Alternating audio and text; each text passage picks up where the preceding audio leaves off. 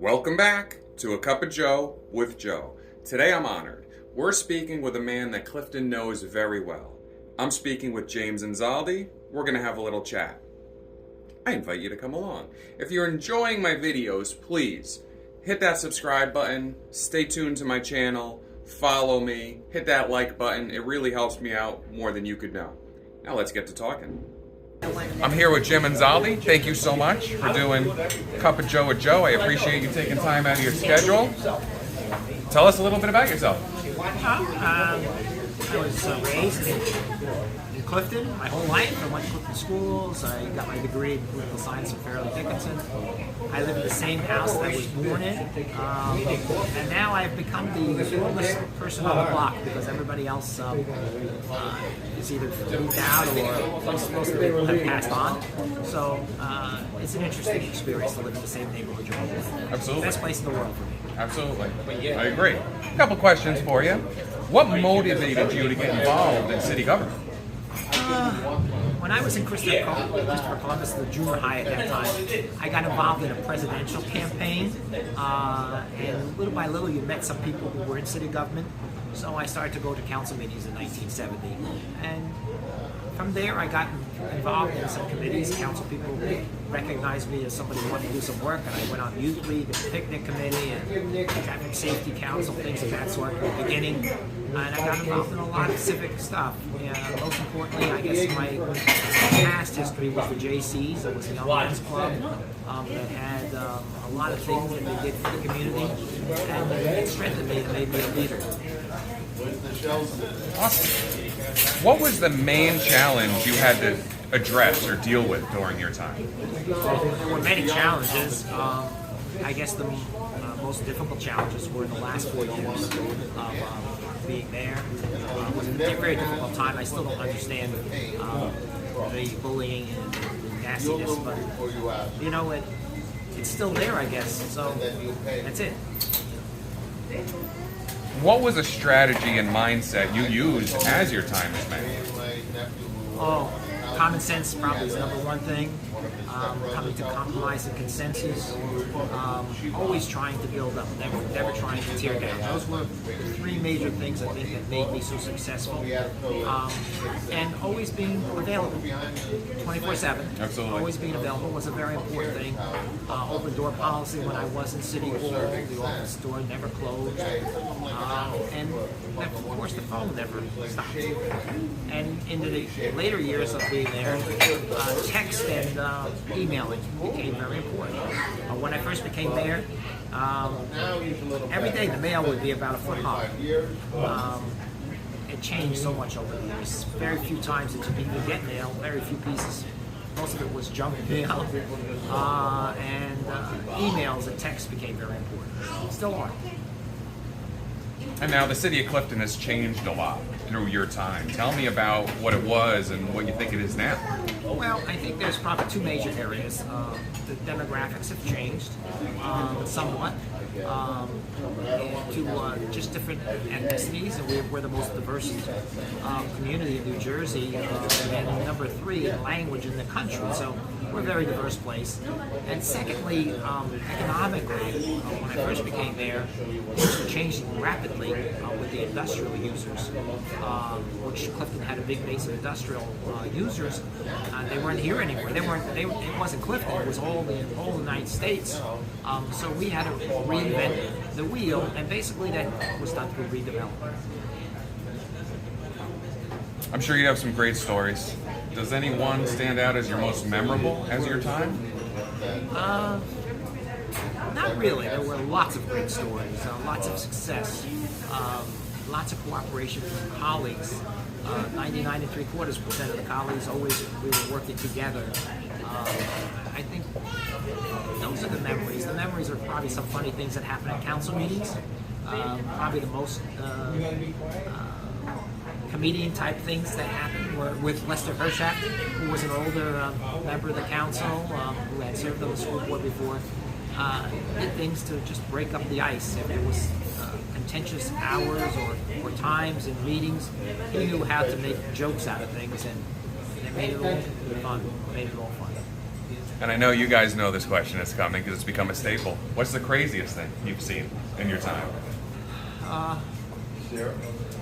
Probably the craziest thing is maybe some citizens or colleagues who just acted way out. In some ways, it's something that you have to get used to. The citizens, I used to be able to wrap myself around them a little bit and make some fun with them, and hopefully that they would know that they could always come no matter how much they yelled or hollered, which is not many times in the 30 some years I was there, but some people, we have to recognize that some people are not 100%. As you know, like the younger people in society would say, the elevator doesn't go all the way up to the top. And you get used to that. I had a magnet for that. And that's what my open door policy was all about. So I think that's probably in general. And I'll go switching from one to the other. What's your fondest memory in all this time? Just the interaction with people. That's the fondest memory. I mean, you know, when I left the office, I brought home 10 boxes of stuff from history, from pictures and letters. The warmth and kindness of people in Clifton was just unbelievable. Even today, I'm still getting notes and cards and things like that from people, knowing that I'm not there anymore, and the wonderful comments they make about their own memories of me and them. That's pretty cool. Absolutely. Would you have done anything different in all that time? Not really. I like that. Awesome. Not really. And what do you feel was your greatest achievement? Well, I think my greatest achievement was in the area of diversity of the community that showed from my heart to the new people that they're welcome. Everyone's welcome. And all this time, I always think about my grandparents who came here over 100 years ago, and I'm sure they probably had the same struggle as newcomers to America today. They worked hard. And I see that in the newcomers. Most of them are real hard workers, and we need to respect them as best we can. And of course, the one thing I think that is important is for them to know that this is the greatest country in the world, and that there are people in government that are there to help them. What are your future plans? I don't know. The joke before December 31st was that on January 1st I was going to wake up and grow up and decide what I'm going to do someday. Well, I haven't thought of that yet, even though I've had some offers. And then the last question I have for you is, what advice would you give someone looking to get into politics?